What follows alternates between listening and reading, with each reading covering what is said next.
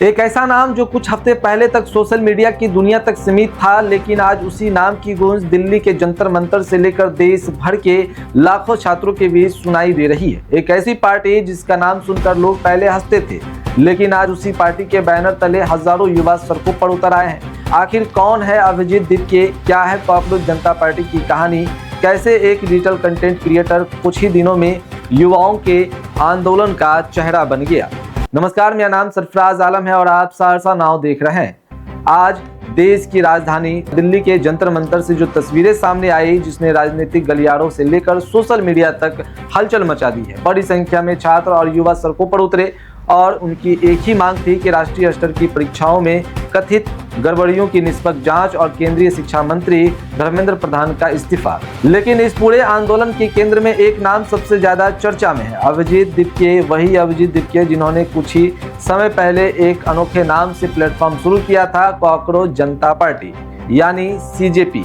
अब सवाल उठता है कि आखिर कौन है अभिजीत दीपके? क्या उनका कोई राजनीतिक बैकग्राउंड है? कितने पढ़े लिखे हैं? और आखिर कैसे एक डिजिटल कंटेंट क्रिएटर अचानक देश भर के युवाओं की आवाज बन गया? महाराष्ट्र के छत्रपति शिवाजी नगर, जिसे पहले औरंगाबाद के नाम से जाना जाता था, वहां के रहने वाले अभिजीत दीपके पेशे से एक पॉलिटिकल कम्युनिकेशन और डिजिटल कंटेंट क्रिएटर हैं।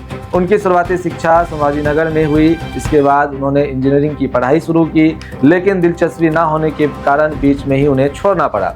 इसके बाद उन्होंने अपना रास्ता बदला और पुणे से पत्रकारिता की पढ़ाई की। यहीं से उनकी रुचि राजनीति, मीडिया और जनसंचार की तरफ बढ़ा। आगे की पढ़ाई के लिए वे अमेरिका चले गए और वहां फिलहाल बोस्टन यूनिवर्सिटी से पब्लिक रिलेशंस में मास्टर ऑफ साइंस की डिग्री पूरी कर रहे हैं। लेकिन अभिजीत की कहानी सिर्फ पढ़ाई तक सीमित नहीं है। राजनीतिक रणनीति की दुनिया में भी उनका नाम जाना पहचाना है। दावा है कि साल 2020 के दिल्ली विधानसभा चुनाव में आम आदमी पार्टी के युवा केंद्रित डिजिटल कैंपेन की रणनीति बनाने में उनकी महत्वपूर्ण भूमिका रही थी। यही नहीं, उन्होंने दिल्ली मुख्यमंत्री कार्यालय में कम्युनिकेशन फेलो के रूप में भी काम किया और बाद में दिल्ली के शिक्षा विभाग में कम्युनिकेशन एडवाइजर की जिम्मेदारी भी संभाली। अब बात करते हैं उस प्लेटफॉर्म की जिसने उन्हें राष्ट्रीय चर्चा का विषय बना दिया। इसी साल 16 मई को अभिजीत दीपके ने कॉकरोच जनता पार्टी की शुरुआत की। शुरुआत में यह बेरोजगारी और व्यवस्था पर व्यंग के तौर पर शुरू किया गया एक सोशल मीडिया अभियान था, लेकिन देखते ही देखते हजारों लाखों युवाओं ने इससे जुड़ना शुरू कर दिया।